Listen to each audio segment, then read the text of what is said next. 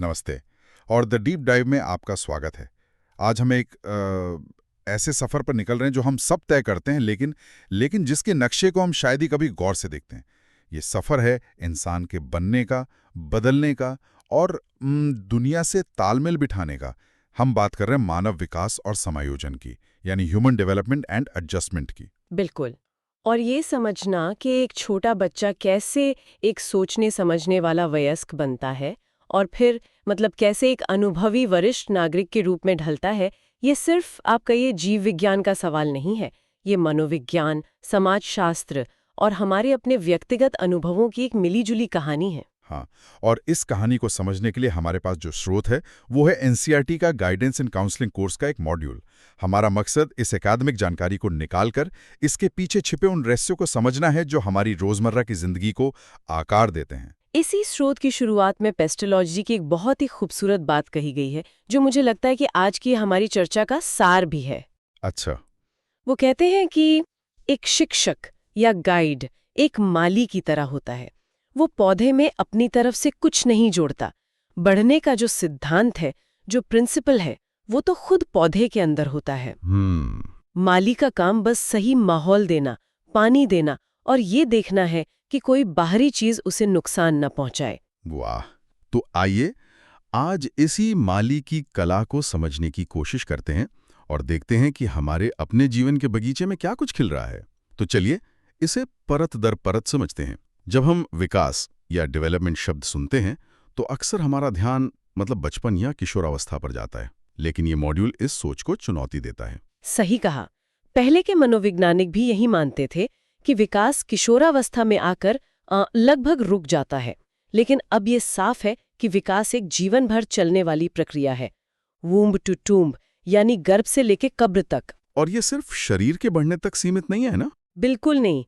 इसके कई आयाम हैं, जैसे शारीरिक विकास, सोचने समझने की क्षमता का विकास, जिसे हम कॉग्निटिव डेवलपमेंट कहते हैं, और तीसरा लोगों से जुड़ने, अपनी भावनाओं को समझने और सही गलत में फर्क करने का तरीका, socio emotional and moral development. और स्रोत में जीवन को कुछ दिलचस्प चरणों में बांटा गया है। जन्म से पहले की अवस्था से लेकर शैशवावस्था, बाल्यावस्था, किशोरावस्था, फिर प्रारंभिक वयस्कता, मध्य आयु और आखिर में वृद्धावस्था। लेकिन यहाँ एक बहुत जरूरी कॉन्सेप्ट आता है, विकासात्मक कार्य या डेवलपमेंटल टास्क्स का। ये क्या है? ये एक बहुत ही महत्वपूर्ण विचार है। देखिए, हर चरण में कुछ खास चुनौतियां या काम होते हैं जिन्हें पूरा करना हमें अगले चरण के लिए तैयार करता है। कोई उदाहरण? इसे ऐसे समझिए, बाल्यावस्था का एक विकासात्मक कार्य है दोस्तों के साथ मिलकर खेलना और नियमों को समझना। अगर कोई बच्चा ये नहीं सीख पाता तो उसे समूह में शामिल होने में दिक्कत होगी। एग्जैक्टली। इसी तरह किशोरावस्था का एक बड़ा काम है अपनी पहचान बनाना, मैं कौन हूं। तो इसका मतलब ये हुआ कि अगर किसी एक स्टेज पर हम कोई जरूरी सबक सीखने से चूक गए तो उसका असर हमारी आगे की जिंदगी पर भी पड़ सकता है। बिल्कुल, यही समायोजन या एडजस्टमेंट की नींव है। अगर कोई इन विकासात्मक कार्यों को सफलतापूर्वक पूरा नहीं कर पाता तो उसे अगले चरण में तालमेल बिठाने में मुश्किल आती है, और यहीं से कई मनोवैज्ञानिक समस्याओं की शुरुआत हो सकती है। ये एक चेन रिएक्शन की तरह है। ये तो हमें सीधे उस सदियों पुरानी बहस पर ले आता है, हम जो भी हैं वो हमारी पैदाइश की वजह से हैं या हमारे माहौल और परवरिश की वजह से। Nature versus nurture. स्रोत इस पर क्या रोशनी डालता है? स्रोत बताता है कि ये या का सवाल नहीं, और का सवाल है। ये प्रकृति और परवरिश के बीच एक बहुत ही जटिल डांस की तरह है। यहाँ दो शब्द समझना जरूरी है, जीनोटाइप और फिनोटाइप। जीनोटाइप, फिनोटाइप सुनने में बहुत टेक्निकल लगते हैं। इन्हें आसान भाषा में कैसे समझ सकते हैं? बहुत आसान है। जीनोटाइप को एक रसोई की रेसिपी बुक की तरह समझिए। अच्छा। इसमें आपके माता पिता से मिली सारी संभावनाओं की रेसिपी लिखी है। आपकी आंखों का रंग क्या हो सकता है, आपकी लंबाई कितनी हो सकती है, सब कुछ। लेकिन फिनोटाइप वो असल डिश है जो बनकर तैयार होती है। जो हमें दिखता है। हाँ, और ये डिश इस पर भी निर्भर करती है कि आपको सामग्री कैसी मिली, यानी आपका पोषण और माहौल कैसा रहा। वाह, ये तो बहुत बढ़िया उदाहरण है। रेसिपी बुक में शाही पनीर बनाने की विधि हो सकती है, लेकिन अगर पनीर अच्छा नहीं है या मसाले कम हैं तो डिश उतनी अच्छी नहीं बनेगी। बिल्कुल सही। स्रोत में आंखों के रंग का एक उदाहरण है। मान लीजिए किसी के जीनोटाइप में नीली और भूरी दोनों आंखों के जीन हैं, लेकिन क्योंकि भूरा रंग प्रभावी है, डोमिनेंट है, तो उसकी आंखों का रंग भूरा होगा। ये भूरा रंग उसका फिनोटाइप है। पर कुछ गुणों में माहौल का असर बहुत ज्यादा होता है, जैसे किसी की लंबाई। जेनेटिक्स एक सीमा तय कर देते हैं, लेकिन अच्छा पोषण ही उसे उस सीमा की ऊंचाई तक पहुंचाएगा। ये साबित करता है कि जीन और पर्यावरण एक दूसरे से लगातार बात करते हैं। और ये बातचीत हमारे व्यक्तित्व यानी हमारी पर्सनालिटी को कैसे घड़ती है? स्रोत में बिग 5 फैक्टर्स का जिक्र है जो पर्सनालिटी के 5 मूल आयाम माने जाते हैं। हाँ, ये 5 आयाम हैं। पहला, एक्स्ट्रावर्जन, यानी आप कितने मिलनसार और ऊर्जावान हैं। ठीक है। दूसरा, अग्रीएबलनेस, यानी आप दूसरों के साथ कितने सहयोगी और सहनशील हैं। तीसरा, कॉन्शियसनेस, आप कितने व्यवस्थित, जिम्मेदार और कर्तव्यनिष्ठ हैं। ओके। चौथा है न्यूरोटिसिज्म, मतलब आप में नकारात्मक भावनाओं जैसे चिंता या तनाव का स्तर कितना है। और पांचवा, ओपननेस टू एक्सपीरियंस, यानी आप नए विचारों और अनुभवों के प्रति कितने खुले हैं। सिर्फ लिस्ट कर देने से बात पूरी नहीं होती। यहाँ दिलचस्प बात यह है कि ये सीधे तौर पर हमारे समायोजन से कैसे जुड़े हैं। यही तो असली कनेक्शन है। सोचिए, एक व्यक्ति जिसमें न्यूरोटिसिज्म बहुत ज्यादा है, उसे छोटी छोटी बातों पर भी बहुत तनाव हो सकता है। सही बात है। उसके लिए रोजमर्रा की चुनौतियों से निपटना और खुद को समायोजित करना ज्यादा मुश्किल होगा। वहीं जिसमें अग्रीएबलनेस ज्यादा है, वो शायद सामाजिक रिश्तों में बेहतर तालमेल बिठा पाएगा। हमारा व्यक्तित्व ये तय करता है कि हम दुनिया की चुनौतियों का सामना किस अंदाज में करते हैं। व्यक्तित्व को समझने का एक और नजरिया स्रोत में दिया गया है, जो मानवतावादी दृष्टिकोण या ह्यूमैनिस्टिक अप्रोच है। ये स्व या सेल्फ की बात करता है। हाँ, और ये बहुत ही व्यवहारिक है। इसके अनुसार हमारे अंदर 2 स्व होते हैं।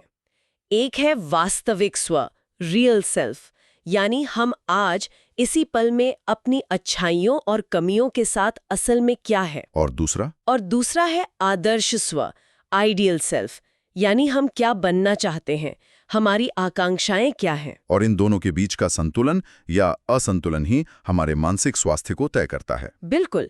जब वास्तविक स्व और आदर्श स्व के बीच की दूरी बहुत ज्यादा बढ़ जाती है, तो इसे असंगति या इनकॉन्ग्रुएंस कहते हैं। ये एक गहरे आंतरिक तनाव को जन्म देती है। मतलब सोचिए, एक युवा है जो दिल से एक संगीतकार बनना चाहता है, ये उसका आदर्श स्व है। लेकिन परिवार के दबाव में वो इंजीनियरिंग पढ़ रहा है, ये उसका वास्तविक स्व है। इस टकराव से जो चिंता, असंतोष और बचाव की भावना पैदा होगी, वो उसके समायोजन को मुश्किल बना देगी। इस असंगति की जड़ें कहाँ होती हैं? क्या ये हमारे बचपन के अनुभवों से जुड़ी हैं? बहुत ज्यादा। स्रोत कहता है कि इसकी जड़ें अक्सर बचपन में मिले प्यार की शर्तों में होती हैं। जब माता पिता का प्यार सशर्त होता है, अगर अच्छे नंबर लाओगे तभी तुम अच्छे बच्चे हो। हाँ, समझ गया। हाँ, तो बच्चा उन भावनाओं और इच्छाओं को दबाना सीख जाता है जो उसके माता पिता को पसंद नहीं। उसे अपने वास्तविक स्व के कुछ हिस्सों को छिपाना पड़ता है। इसके विपरीत जिन बच्चों को बिना शर्त प्यार मिलता है, अनकंडीशनल लव, वे अपने हर अनुभव को स्वीकार करना सीखते हैं, जिससे उनका वास्तविक स्व और आदर्श स्व ज्यादा करीब रहते हैं। ये वास्तविक स्व और आदर्श स्व के बीच का तनाव बहुत दिलचस्प है।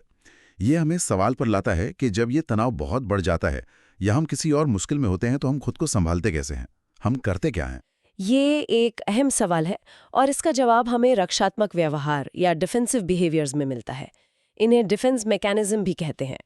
ये हमारे मन के वो गुप्त हथियार हैं जिनका इस्तेमाल हम चिंता, अपराधबोध या दुख जैसी दर्दनाक भावनाओं से बचने के लिए करते हैं। गुप्त हथियार मतलब हमें पता भी नहीं होता कि हम इनका इस्तेमाल कर रहे हैं? ज्यादातर मामलों में नहीं। ये अचेतन रूप से अनकॉन्शियस लेवल पर काम करते हैं। हमारा मन वास्तविकता को थोड़ा तोड़ मरोड़ देता है ताकि हमें फौरी तौर पर राहत मिल सके। हम ये तरीके सीखते हैं क्योंकि ये हमारी चिंता को कम करते हैं, भले ही ये एक अस्थायी समाधान हो। स्रोत में कुछ आम रक्षात्मक व्यवहारों के उदाहरण दिए गए हैं। चलिए उनमें से कुछ को और गहराई से समझते हैं। पहला है विस्थापन, डिस्प्लेसमेंट। हाँ, ये बहुत आम है। मान लीजिए आपके बॉस ने ऑफिस में आपको बेवजह डांट दिया। आप बॉस पर तो गुस्सा निकाल नहीं सकते। नौकरी जाने का डर है। हाँ, तो आप उस गुस्से को अपने अंदर दबा लेते हैं। घर पहुंचकर आप वही गुस्सा अपने बच्चों पर या किसी छोटी सी बात पर अपने पार्टनर पर निकाल लेते हैं। यहाँ आपने अपने गुस्से का निशाना एक सुरक्षित टारगेट पर विस्थापित कर दिया। ये तो हम अपने आसपास अक्सर देखते हैं। दूसरा है युक्तिकरण, यानी बहाने बनाना। लेकिन ये साधारण बहाने बनाने से ज्यादा गहरा है। हाँ, यहाँ हम अपनी असफलता या कमी को छुपाने के लिए ऐसे तार्किक कारण घड़ते हैं जो सुनने में बिल्कुल सही लगें, ताकि हमारे आत्मसम्मान को चोट ना पहुंचे। जैसे किसी को नौकरी के इंटरव्यू में रिजेक्ट कर दिया गया। अब वो ये मानने की बजाय कि शायद उनकी तैयारी में कमी थी, ये कहने लगते हैं वैसे भी वो कंपनी अच्छी नहीं थी, वहाँ काम का बहुत दबाव है, अच्छा हुआ नहीं हुआ। अच्छा, अंगूर खट्टे वाली कहानी का आधुनिक रूप। बिल्कुल। और एक है प्रक्षेपण, प्रोजेक्शन। इसका क्या मतलब है? प्रक्षेपण का मतलब है अपनी उन भावनाओं या विचारों को जिन्हें हम खुद स्वीकार नहीं कर सकते, दूसरों पे मर देना। मान लीजिए किसी व्यक्ति के मन में किसी के लिए बहुत ज्यादा ईर्ष्या है, लेकिन उसका मन ये मानने को तैयार नहीं कि मैं एक ईर्ष्यालु व्यक्ति हूँ, तो वो उल्टा सामने वाले पर ही आरोप लगाना शुरू कर देगा। ये मुझसे जलता है, ये हमेशा मेरे खिलाफ साजिश करता है। उसने अपनी अस्वीकार्य भावना को दूसरे पे प्रोजेक्ट कर दिया। लेकिन यहाँ एक सवाल उठता है, क्या ये रक्षात्मक व्यवहार हमेशा ही बुरी चीज है? क्या कभी कभी थोड़ा सा युक्तिकरण हमें किसी बड़ी निराशा से उभरने और आगे बढ़ने में मदद नहीं करता? आपका सवाल बिल्कुल सही है और इसका जवाब है नहीं, ये हमेशा बुरे नहीं होते। एक हद तक ये पूरी तरह से सामान्य और स्वस्थ भी हो सकते हैं। अच्छा। ये हमारे मानसिक संतुलन को बनाए रखने के लिए शॉक एब्जॉर्बर की तरह काम करते हैं। समस्या तब शुरू होती है जब कोई व्यक्ति इनका बहुत ज्यादा इस्तेमाल करने लगता है, या ये उसके जीवन की सच्चाई से भागने का मुख्य जरिया बन जाते हैं। जब ये गैर अनुकूली मतलब मैलअडैप्टिव हो जाते हैं। हाँ, तब वे गंभीर मनोवैज्ञानिक समस्याओं का कारण बन सकते हैं। तो इन सब का निचोड़ क्या है? आज की चर्चा से हमें क्या समझना चाहिए? आज हमने देखा कि विकास एक सतत और बहुआयामी यात्रा है। हम कौन हैं और कैसे व्यवहार करते हैं, ये हमारे जेनेटिक्स, हमारी प्रकृति और हमारे अनुभवों, हमारी परवरिश के बीच एक निरंतर चलने वाली बातचीत का नतीजा है। हमारा व्यक्तित्व, समायोजन करने की हमारी क्षमता और तनाव से निपटने के हमारे तरीके सब इसी जटिल ताने बाने का हिस्सा है। तो इसका सार आत्म जागरूकता यानी सेल्फ अवेयरनेस में छुपा है। ये समझना कि मैं किसी खास स्थिति में एक खास तरीके से व्यवहार क्यों करता हूँ।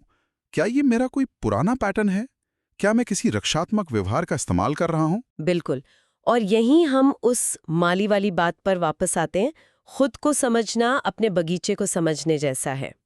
ये जानना कि आपके पौधे की प्रकृति क्या है, आपके जीन्स और व्यक्तित्व, उसे किस तरह के मिट्टी और धूप की जरूरत है, आपका माहौल, और कौन से जंगली पौधे हैं, गैर अनुकूली व्यवहार जिन्हें निकालने की जरूरत है, ये जागरूकता ही हमें अपने जीवन का एक बेहतर माली बनने की शक्ति देती है। आज की इस गहरी चर्चा को समाप्त करने के लिए एक विचार।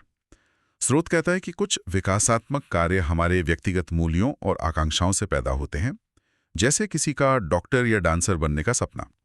तो सोचने वाली बात यह है, हमारे जीन्स, हमारे माहौल और हमारे सीखे हुए रक्षात्मक व्यवहारों के इस शक्तिशाली खेल के बीच हमारी जिंदगी का कितना हिस्सा वाकई हमारे सचेत विकल्पों और व्यक्तिगत मूल्यों का नतीजा है, और कितना इन ताकतों की एक अचेतन प्रतिक्रिया। इस पर जरूर सोचिएगा।